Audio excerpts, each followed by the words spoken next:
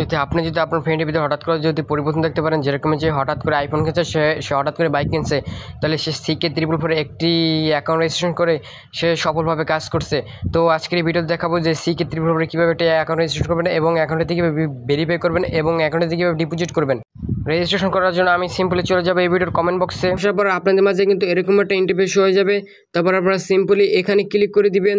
এখানে ক্লিক করার সাথে সাথে আপনাদের মাঝে ইন্টারফেস শো হয়ে যাবে। তারপর আপনারা সিম্পলি এখানে আপনাদের ফোন নাম্বারটি লিখে দেবেন।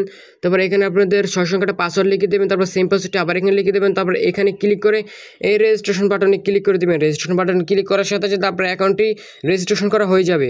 রেজিস্ট্রেশন করা হয়ে গেলে আপনার মাঝে এরকম একটা ইন্টারফেস হয়ে যাবে।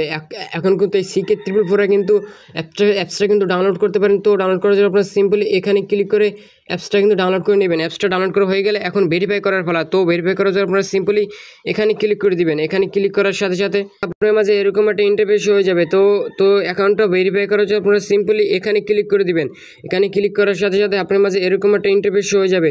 তারপর আপনাদের সিম্পলি এখানে আপনাদের ফোন নাম্বারটি লিখে দেবেন। তারপর এখানে একটা জিমেল লিখে দেবেন। তারপর এখানে আপনাদের একটা নাম লিখে দেবেন। তারপর সেম নাম্বারটি আবার এখানে লিখে দেবেন। তারপর এখানে ফেসবুকের নাম বা কিন্তু ফেসবুকের লিঙ্ক কিন্তু অ্যাড করতে পারেন। তারপর এখানে আপনাদের হোয়াটসঅ্যাপ নাম্বারটি লিখে দেবেন।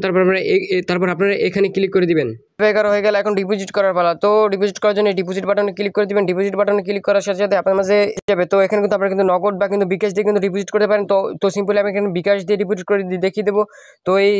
তো এখানে কিন্তু এখানে কিন্তু 200 থেকে কিন্তু 25,000 টাকা পর্যন্ত কিন্তু ডিপোজিট করতে পারেন। তো আমি সিম্পলি এখানে 3,000 টাকা ডিপোজিট করে নেবো।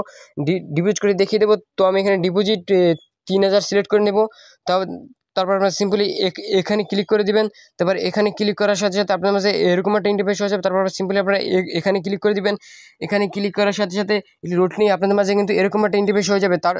তারপর এখানে কিন্তু দেখতে পাবেন কিন্তু তাদের কিন্তু এখানে কিন্তু বিকাশ নাম্বারটি কিন্তু শো হচ্ছে। তো এই বিকাশ নাম্বারটি আপনারা এখানে ক্লিক করে কিন্তু কপি করে নেবেন।